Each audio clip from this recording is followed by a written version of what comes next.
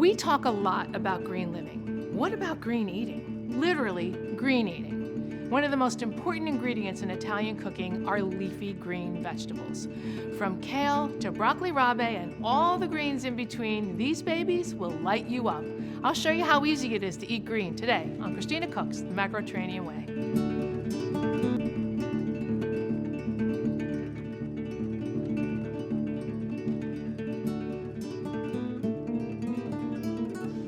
So, now that we have all our greens, we're going to take a lovely green called arugula.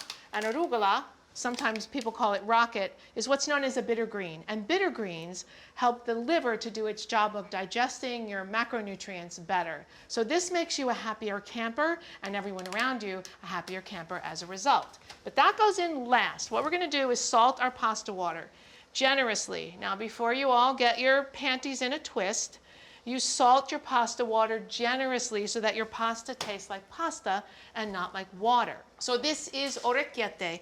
Orecchiette stands for little ears, right? Because you have this little sort of bend in your pasta and it holds what we put together very easily.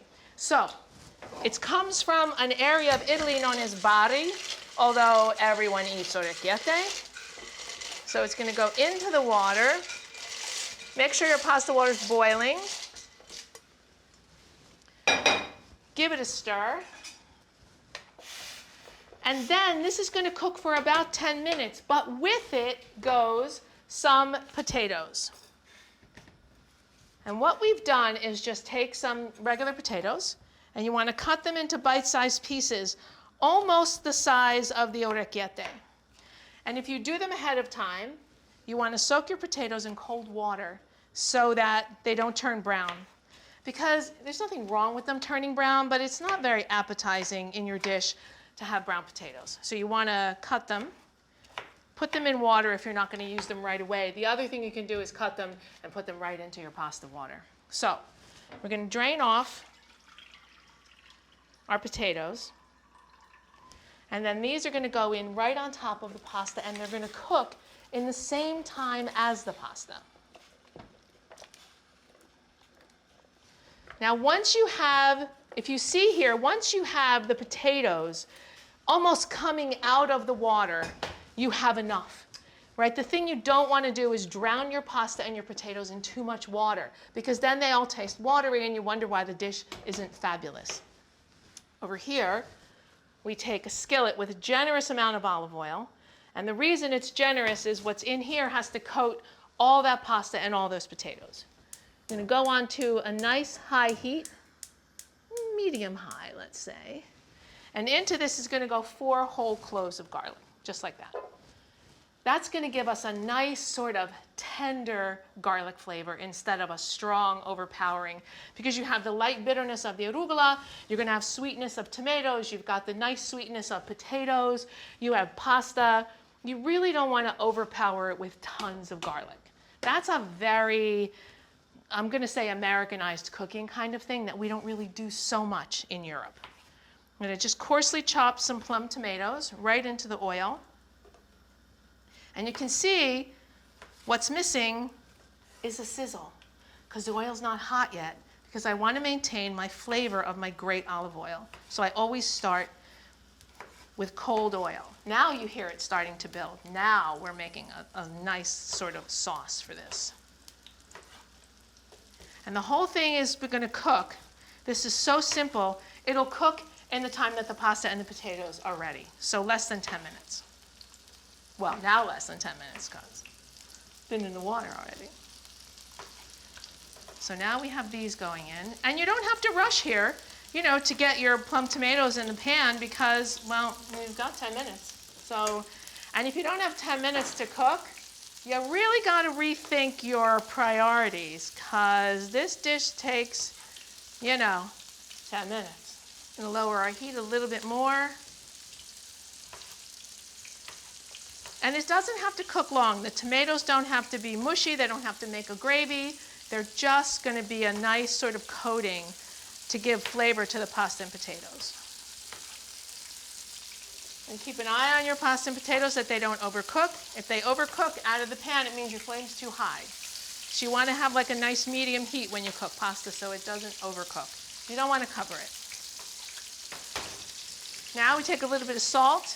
When you season the vegetable part of this dish, you want to season really lightly because what's happening is this is going to have enough salty flavor for everything.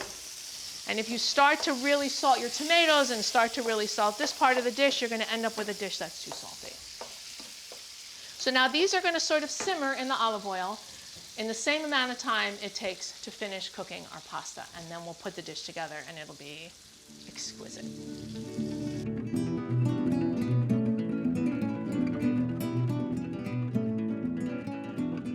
So I'm thinking this dish has some nice flavors, but maybe let's spice things up just a little bit with some Italian red pepper, which will give us a nice spicy taste, but very smooth. I know a lot of people like to add this at the table, but for me, I like to add it while it's cooking. I think that the flavor becomes smoother, and when you add it at the table, it's sort of just hot for the sake of hot. So for me, I'm much bigger on adding it when it's cooking. So now I'm going to wilt some arugula. This is baby arugula, and I'm wilting it so that the pasta goes on top and it has this nice texture. But in the bowl where the pasta will be is some raw baby arugula. So now we'll have both textures happening. And you don't have to do that. I know you're thinking, oh my goodness, she's complicating this simple dish. I'm really not. I'm just giving you some options to give yourself some more freshness, some more lightness to the dish, right? That kind of thing. So now we're going to go directly from the pasta pot into the skillet, hopefully. So you're going to take your orecchiette and your potatoes. I could use a colander, but I'm not going to. And you're thinking, why wouldn't she make her life easier? Because what I want to do is take some of this starchy pasta water into the dish, into the pan, which is going to help the tomatoes to become more like a gravy, more like a sauce. So you just keep piling on here, and the orecchiette all hold a tiny bit of water as well. So you have this great sort of starchy thing happening that gives you a beautiful silky sauce around your pasta and your potatoes. This is a different version of pasta and potato that you may have seen other places. This one's a little bit fresher, doesn't cook quite as long, it's not quite as heavy as I have a pile skillet. But it's not as heavy when you eat it. Okay. So that all goes in. Now we're going to come over here to our board. We're going to give this a stir and pull the tomatoes and the arugula up around the pasta. You see you have that nice shine from the olive oil, which is really beautiful. Turn off your heat. And then starting with a few ladles so that you can manage it, you start going on top of your fresh arugula. And then you continue to just pile this in, and you have fresh and cooked, raw and wilted, and you pull together a dish that is satisfying but not heavy, fresh but cooked. And there you have one of the greatest Italian dishes that I have ever made in my life. I love this dish because it's got pasta, potatoes, arugula, tomatoes, olive oil. What more could a girl ask? So what are you waiting for? Let's get back to the cutting board, and I'll see you next time on Christina Cooks, the Macroterranean Way.